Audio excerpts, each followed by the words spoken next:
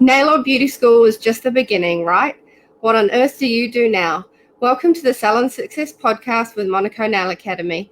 Our topics stretch beyond nails and into all things salon related, business, marketing, and social media, and at very least hits you with real honest stories about our experiences. This isn't school, this is real life, real business, and really freaking hard work. The Salon Success Podcast is recorded live on Mondays at 5 p.m. New Zealand time via facebook.com/Monaco Nail Academy and available on Spotify and Google playlists. Before we get started, wherever you are, thumbs up, tag a friend in the comments, or hit that share button and support small business. Hey guys, it's Jessie here from Monaco Nail Academy, and for today, I am joined by nobody. It's just me today. So, hey Teresa, it's good to see you here.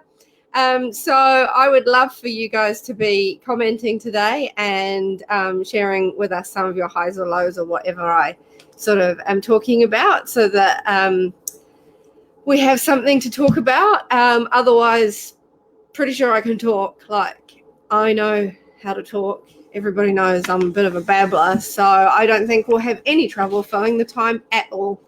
So let's jump right into the deep end. We like to be real on here. So Teresa, I want you to tell me what's one thing you struggled with this week. And I can see there are a few more viewers. So if anybody else is watching, hop in and tell us what the hardest thing was about your business this week. Even if it wasn't a nail salon, any other salon, just what you do. What was your struggle this week? My struggle was probably just mentally. So French acrylic, holy moly. Okay, yeah, so Teresa here, we'll go straight into Teresa's. So Teresa's struggle this week was French acrylic. But Teresa, you were the one, right, that posted on Monaco Novices and Grads with your extended nail bed sculpted French. So I think they were amazing. And you did them in only just 2 hours. I couldn't even do that. Like, I'm slow. That's probably my biggest struggle. But they were beautiful. But hey Abby, there's something that I want to touch on later in the podcast, and that's sort of things that we don't enjoy doing in our business. So sometimes, even though I thought your French acrylics were pretty flippin' good, Teresa, it might be something that you just find really hard to do, and it really drains you, and you don't necessarily enjoy doing them yet because you're still in the. I know that you're sort of a serial podcast watcher, so I don't know if you remember the podcast about the 5 steps. You're still very consciously skilled right now in French acrylics, and so they can seem hard. I hope that's what it is anyway. But yeah, that's a struggle for me. I just did a French acrylic set last week with Penny. It's just part of upskilling in my training and stuff, and so I got to do another French acrylic set, and they're hard.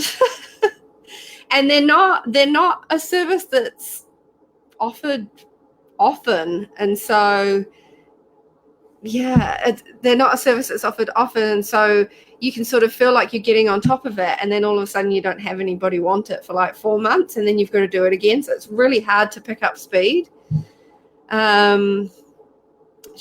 Teresa said, oh, thanks, mate. Yeah, it was a real challenge for me to get it so perfect. Mental strain, having to juggle 2 kids, a full-time job, husband, house, and training. Yes.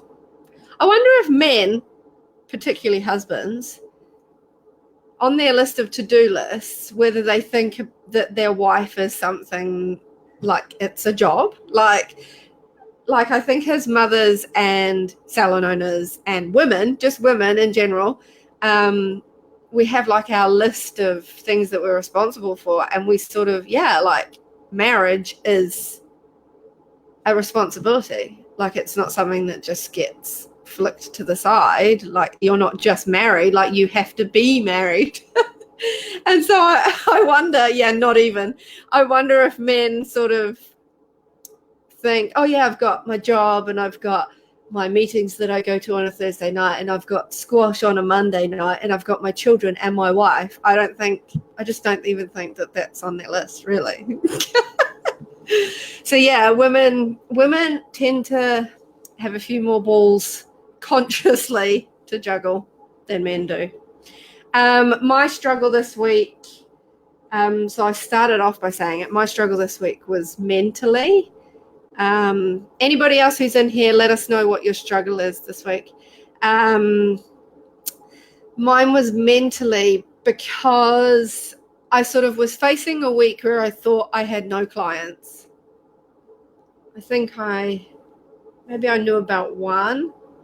Anyway, I thought I had no clients. So my hours are Wednesday 9:30 to 2:30, and then I go and pick up the kids, and then from 4 to 9 p.m. And then I also work on a Friday night at 4 to 9 p.m. And I think looking into the week, I had nothing. And part of the pricing for profit, or how to set your prices online module that I got from Penny, she was saying how to set your hours. And in those hours that you have set yourself, even if you don't have clients, you are hustling. And so I really made sure that this week, and I have, like, since I've got my cabin, I've made sure that those hours that I'm actually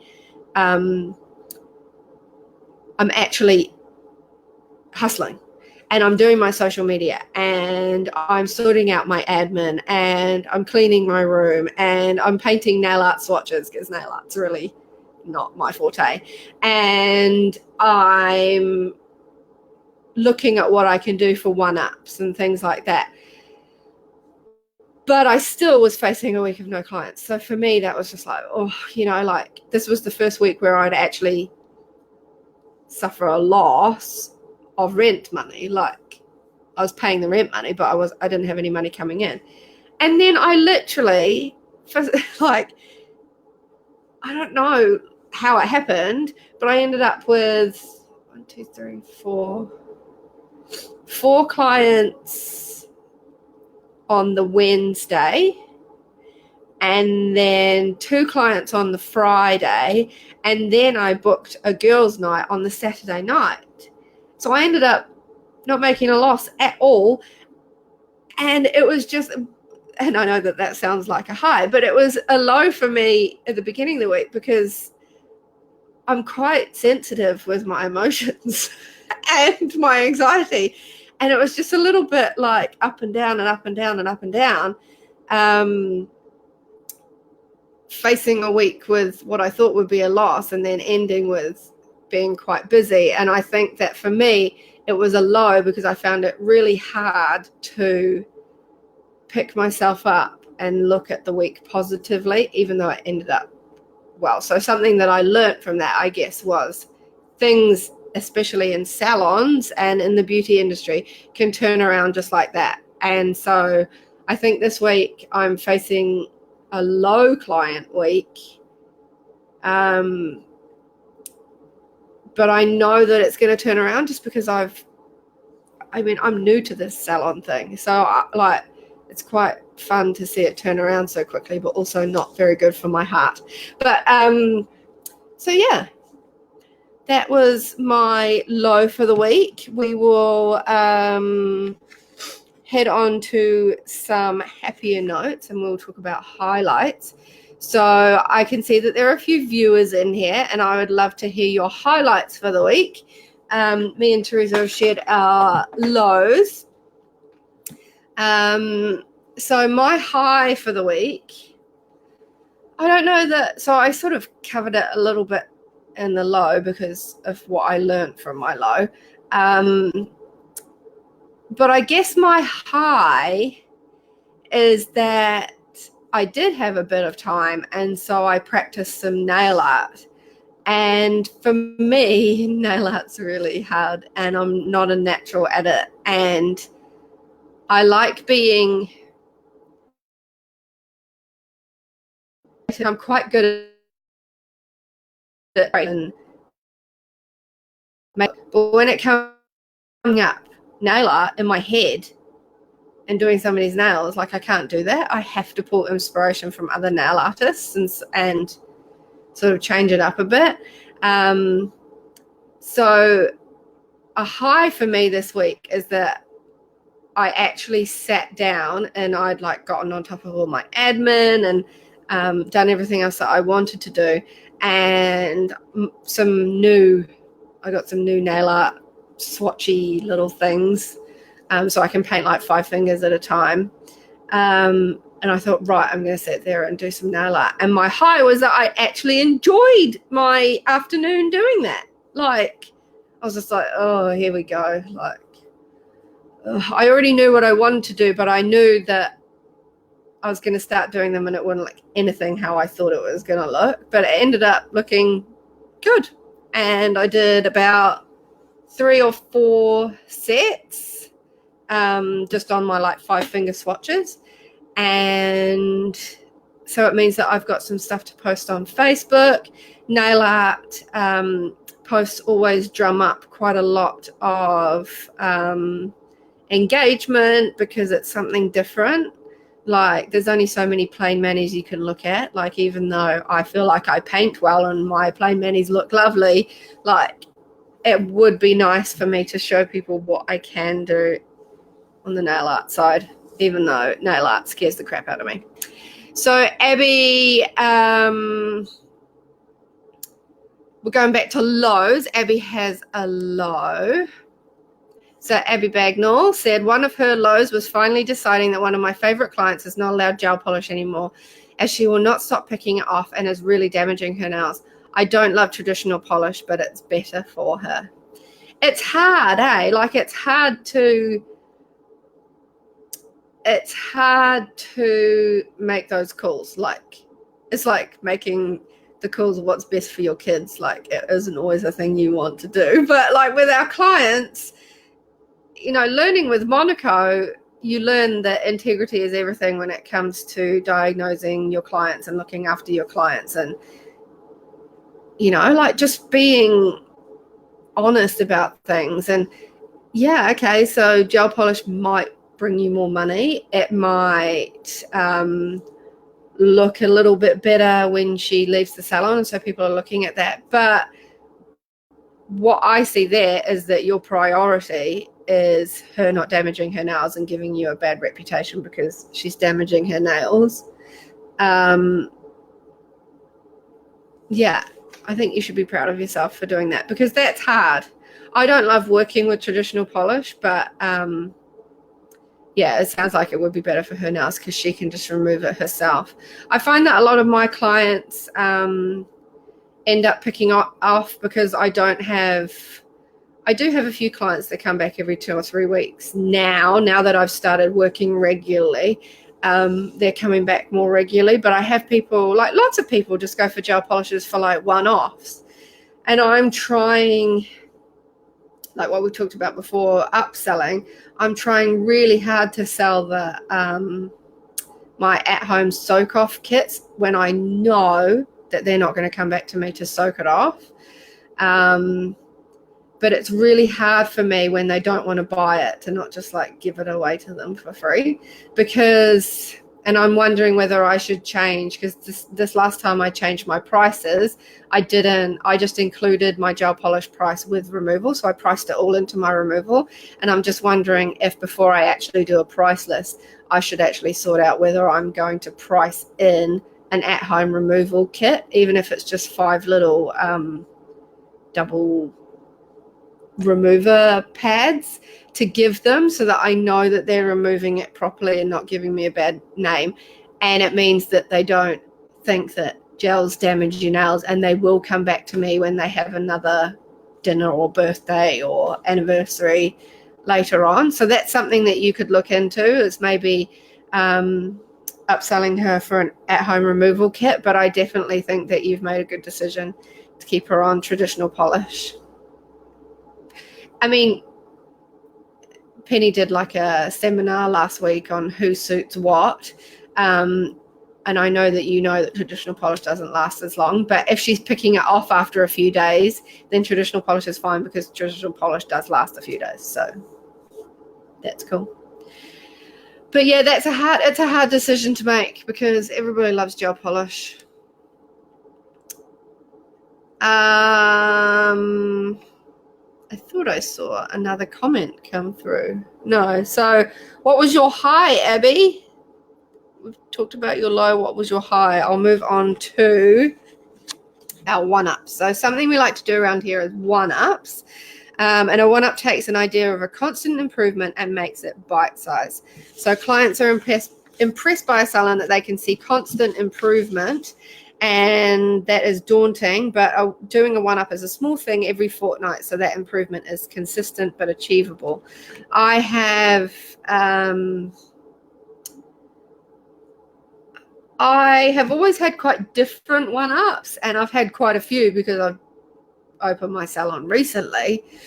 But my one-up this fortnight is I have some new colors, but I'm not too great at releasing them 2 colors at a time. But my one-up is going to be the matte top coat that I bought, because like, holy moly, I can't seem to keep my buffers sharp enough, long enough to do. And I always end up with like a shiny ring at the back when I do it with my buffer. So to take down my service time, I have a matte top coat, and I am so excited because I think matte nails look so beautiful, especially when you've done like really simple nail art or foils. Have you ever seen matte foil nails? Oh, so excited. So that is arriving tomorrow, I think. And I'm going to do some nail art swatches and paint my nails. I've just removed one hand because I completely smashed my finger. So for my new colors, I'm going to paint my nails with matte top coat, and just make sure that I advertise that I have that now. So that's my small one up for the next 2 weeks, fortnight. Abby Bagnall's high was just having a week that was still as busy as a summer week, and I have bought a red file today for my MSDS file. Yay, that's so cool. You were listening last week. Well done. I actually saved all my new ones to my computer, but I still haven't printed them off, but I'm getting there after my after podcast last week. So your high was just having a week that was still as busy as a summer week. That's awesome. That's so cool. That is so cool to hear that, especially after daylight savings, like we're dropping into the dead of winter now, to have a week that's just as busy as a summer week. That's awesome. Teresa's back. Hi, Teresa. We're talking about one-ups. Do you have a one-up or a high? So something that we haven't shared, I'm not sure whether we did this last week, but we love the competition-free zone. So we've done a couple of podcasts about this before, where we support and build our peers instead of seeing them as competition to be feared or fought. So we're just going to take this off. Teresa's high was as much my French acrylic as it was a challenge. It was also my high. That was like me as well. Like I thought I was facing a week of no clients, and it was quite hard to deal with. But then I learnt when you're at your lowest, actually things can spring back so quickly in the beauty industry. So yeah, and you learn by posting on Monaco novices and grads, even though you struggled with that set, everybody was like mega impressed with that set. I thought they were gorgeous. Okay, so we're talking about a competition-free zone, and we're going to, I'd love you guys to start leaving some things in the comments if you wanted to do this. Either your favorite set, like Teresa, go and post in the comments of this, because other people who aren't on novices and grads won't see that set. Post a photo in the comments here of your extended nail bed sculpted French set for everybody to see. And I'd love for you guys to tag anybody that you have loved following this week. So somebody that I really love following, I actually have a few, but I'll like share them one a week. Somebody that I'd love to go and get my nails done by is Glossed Nails by Sarah. Sarah Zane is a student of ours, and I just love her work. Like, she's really, I don't know, her manis are just so clean, and her nail art is just so precise, and I don't know, I think she's just mine and her nail art style. I think she's got the same sort of style that I have, and so whenever I see her nail art, I just like light up. So you guys head over to her Instagram page or Facebook page, Glossed Nails by Sarah, and check out some of her nail art, because she's brilliant. She's definitely a natural. Cool. So if you're here listening, I can see that we still have a few listeners. We'd love you to do us a favor and hit the like button if you're enjoying this video. And while you're listening, please do us a favor and tag a friend in the comments that would enjoy this episode, as well as somebody that you enjoy following, to help us embrace our competition-free zone. But just while we're halfway, we just wanted to let you know that our new Auckland studio is available for play and practice by appointment Monday to Friday, including 3 evenings a fortnight. Bring a model, bring a friend, and practice anything you want under the guidance of an educator. Bring your own product, or you can have access to all of ours, including our nail art supplies, which is extensive, for only $10 a day. So PM our Facebook page for more info. So we're going to get into some of the topics and questions we have for the week. And something I chose was, and this is where we were going to go back to Teresa's French acrylic set. Which service do you enjoy providing the most? Why? Does it have a positive or negative impact on your client experience? Don't worry, I will repeat these. What do you wish you enjoyed but just can't? And what service do you enjoy wearing the most? So, what service do I enjoy providing the most? Like, physically doing, I enjoy dip, because it's really relaxing, and there's no, like, I don't know, it's just relaxing to me. I also enjoy getting dip, because, like, I don't know, like, have you ever like done dip and had your finger dipped into the powder? Like, it's just really relaxing, and it's like quite a tactile experience. And so for me, I just like end up like really floppy. I really like doing dip.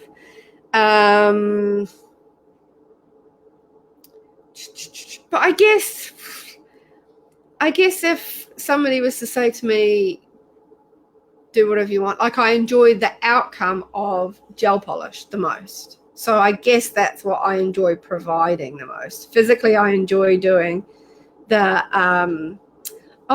Teresa can't post a photo. I might try, I'll look at that afterwards and try and sort that out for you, Teresa. So I enjoy physically doing the dip services, but I enjoy the outcome of a gel polish the most. Why? Because it's just so clean and it lasts, and it just makes good photos. I really enjoy short nails. I think short gel polish nails are just really classy looking, and it's just the look I love for my page. And so I just enjoy doing it. It's quick. It has great results, and I just love it. Does this have a positive or negative impact on my client experience? Obviously a positive. I like that it dries straight away, so I can use a hot towel straight away. I'm very nervous using a hot towel on dip. My dip clients, even though I know after 4 minutes everything's fine, it's just a bit nerve-wracking. So I enjoy the process of my gel polish and hot toweling them, and just the results you can get from such little effort. And to me, it's probably the service I am most unconsciously skilled at. So like, it's not something I really have to think about. It's very therapeutic painting.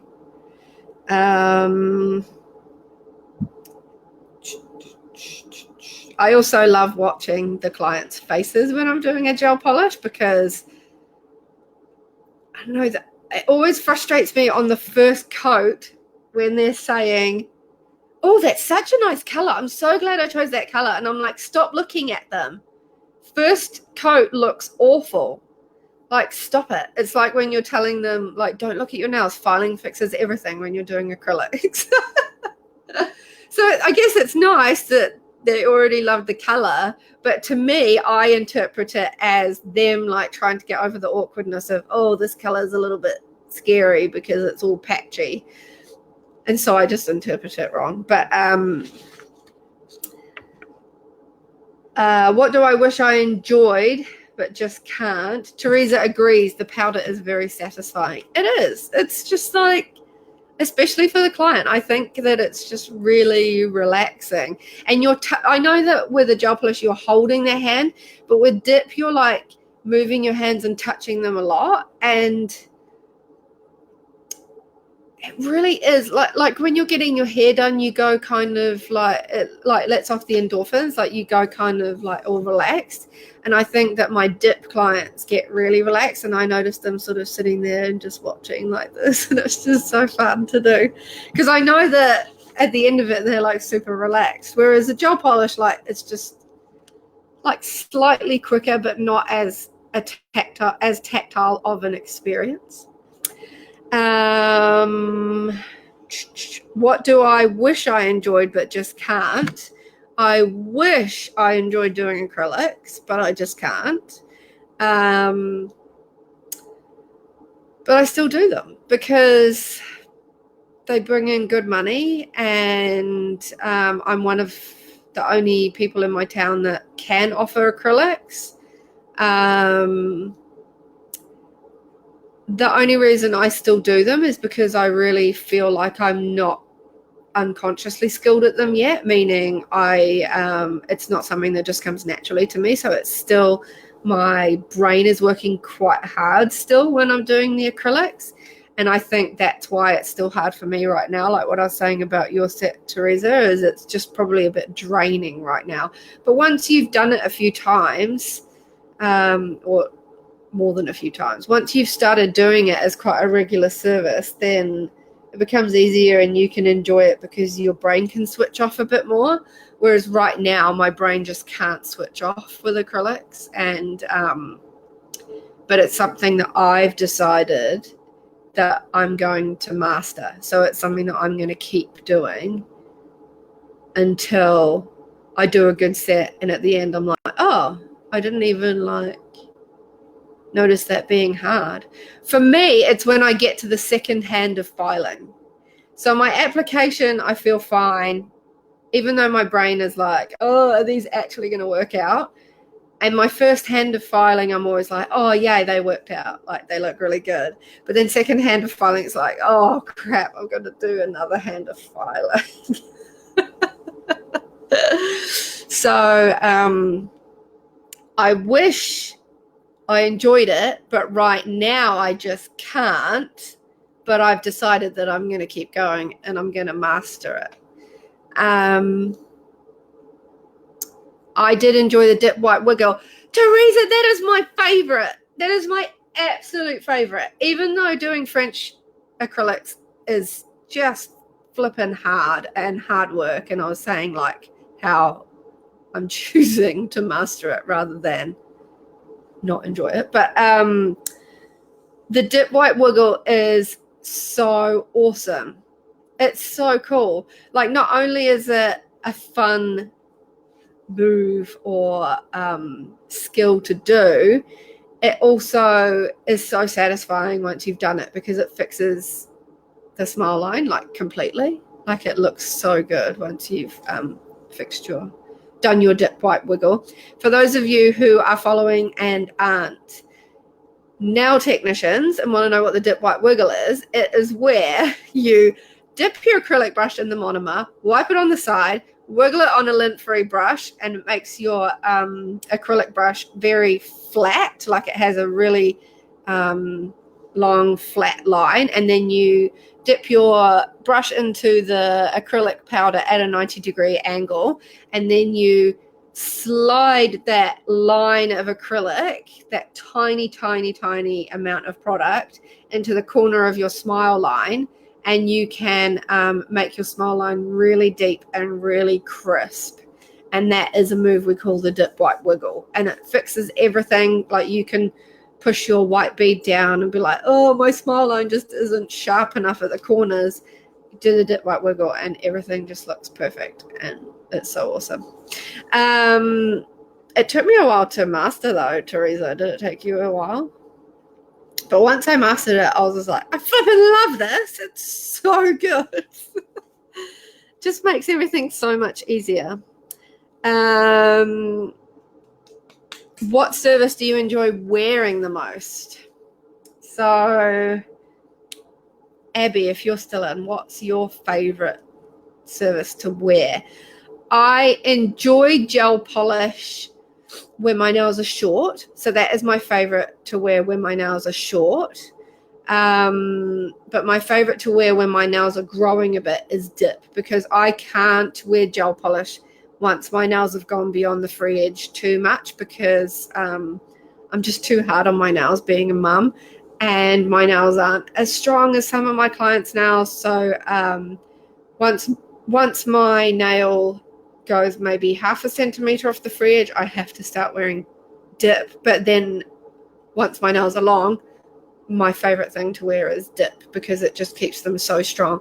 And for some reason, I feel like my nails grow like way quicker with dip. I was talking to another nail tech about this, Holly, Nails by HJ, and she said that once she has something stronger on her nails grow faster.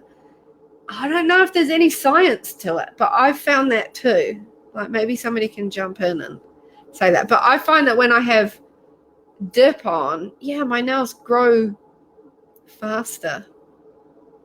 It's weird. Don't know. Maybe it's not a thing, but I think it is. So I enjoy wearing gel polish when my nails are short, and dip definitely when my nails are long, because they're basically like an acrylic overlay, but they don't look like an acrylic overlay. Okay, so we're going to go on to our accountability moment. See, I told you I could fill the time. I told you. I'm by myself, but I knew I could fill the time. So the accountability moment that I have chosen to discuss with you today is, do you know which social media post of yours was most popular last month, and why do you think that was? We'll quickly go to Abby. So Abby said, I only wear gel polish and have to be super short because of massage, and I'm really boring at the moment. I love clear, so I have to make myself do something funky on my ring fingers. No, that's cool. I really like short nails. I prefer to wear my nails short. Like you can see here. This is the finger that I smashed, so all the glitters come off. I just have like plain glitter. I love like short red nails or short dark nails. And I've never done it yet, but almost every time I redo my nails, I'm like, I would love to just manicure my nails and just put a gel base coat and a gel top coat and just have really lovely manicured clear nails. So I actually think that's awesome. You're not boring at all. I'm boring too if you're boring. So you have to make yourself do something funky on the ring fingers. Oh, I'd love to see what you do. I actually really like foils on naked nails as well. So like negative space and just foils, like they look really cool. So we're going to go back to our accountability moment. What post was your most popular on Facebook? And why do you think that is? Now, I came off of my Facebook, but I didn't mean to. And I'm going to go and tell you quickly some of the things that you can, I don't know if you know, that you can see when you go on your business page. And of course, because I'm on live video, my whole computer's like freaking out. So, come on. It's just not showing up for me. So if you go onto your business page on Facebook, there is a bar across the top which has your inbox and your appointments and things like that if you choose to book through that. And there's a tab called Insights. And what's really cool about Insights is you can see your posts and how many people liked them, how much engagement you got, and how it performed according to other posts that you've had. And I'm just, when it actually loads, I'm going to show you what my most popular post was. So I don't know if you know that you can do this.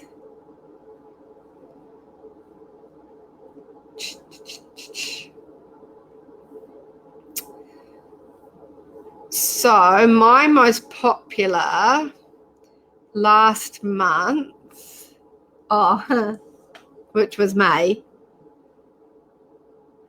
Oh, was it that? Have I only been open 4 weeks? Yeah, I've only been open 4 weeks. I thought I'd been open longer.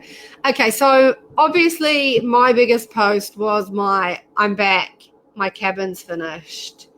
And I posted photos of me, my decorated space in my salon, and that reached 2.1k people, and it had 748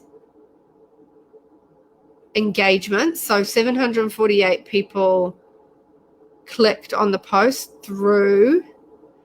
So that doesn't include people that just saw it in their feed. So it reached 2.1k people saw it.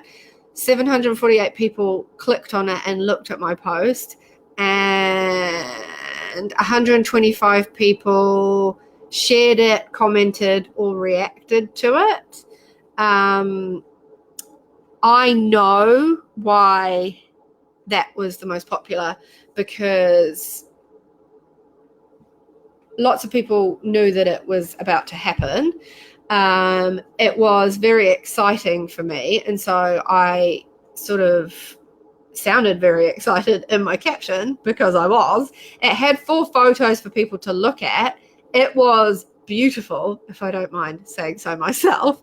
And I also spent a lot of time sharing it on my page, on my Instagram, posting it to my local not swap and sell, my local community page. And so that's how lots of people saw it. Other than that, I'm averaging on about 150 to 250, 300 reach on most of my posts. So 150 to 300 is my normal reach. So this 2.1k for my opening was massive, but I know the reason for that. I would say my most popular post that has stood out this month, like just from a normal post, like no different to any of my other posts, was a picture of some nail art I found that I did a while back. And that was because Penny was asking me for some photos to put on the website. And I had to dive into my archives, and I was just like, oh, I've never posted this one. I'll post this one because I think it's gorgeous. And that has reached almost double what all my other posts has reached. And I had like 38 comments, likes, or shares. And it reached double what it usually reached. So I need to do more of that kind of nail art. That was actually stamping and glitter, and when I look at that photo, it's very me. And I think it's because I think I chose the colors on that one. So I just need to, I think I need to embrace, I think I need to embrace it when people sit in front of me and say, do what you want. Because I actually get mad at my clients when they say that. I'm like, no, you need to tell me right now what you want. Because you are paying and you are going away for 3 weeks with nails that you might not like. So I need to ask them for maybe a keyword like nude or dark or floral. And then I need to learn how to be a bit more creative, because I just find it really hard to think. And I think that that's probably my challenge, is to let myself be a bit more creative and not be so scared to be creative. Abby Bagnall, wow, those are awesome numbers. Well done. Thank you. Yeah, I worked quite hard on that post. So I'm glad that it reached that many people. I also, that was a lot of people, that post, a lot of it went to my family as well. So not everybody from my personal Facebook page follows Shine Nail Design, but because I posted it on my personal page, that reached everybody on my Facebook, personal timeline as well. So it's sort of like all merged together, and it was great. I was quite proud of my space. So yeah, have you recently gone onto your Facebook page and gone on to Insights and seen some of the things that you can see? There are so many different things. They have like graphs to see who, what age, what gender, what country is visiting your views, what day got the most views, what times of the day got the most views. So like I can go back and see my posts insights and see, oh, that actually only got 70 engagement, which is low on your on my average insight, on my average reach. And I can be like, oh, that's because I posted it at 2:00 in the afternoon, or oh, that's because I posted it, I'd forgotten to do a post for the day and I posted it at 11:30 p.m. on a Thursday night. And so it doesn't reach the same people. So insights are a great way to see how you can get better engagement with your posts. And just by looking at the numbers, you can be like, oh, that's why. I think you can even see what your hashtags have done. I don't really use hashtags for Facebook, but I think you can see what your hashtags have done for you as well. But that's something I don't have time to do right now, and I'm going to get lost and I'll just be babbling the whole time. So just before we wrap up, I wanted to just thank you all for joining me today and commenting and liking, because I was by myself today. And just wanted to remind you that our new Auckland studio behind me is available for play and practice by appointment Monday to Friday, which includes 3 evenings a fortnight. So you can bring a model or a friend and practice anything you want under the guidance of an educator like myself or Penny or anybody else that you've seen on the podcast. Bring your own product, or you can have access to all of ours, including our nail art supplies, for only $10 a day. PM our Facebook page for more information. So yeah, I just want to thank you again for coming on and chatting with me and listening today. So with all that done and dusted, before you disappear, don't forget to like our page or follow the podcast so you don't miss our next episode next week. We'll be back just after 5 p.m. next Monday, but until then, you can check out my my page at Shine Nail Design NZ, which is the same on Instagram and Facebook. I'd love to see you all sharing somebody that you love to follow. I will try and link Gloss Nails by Sarah below. I will try and post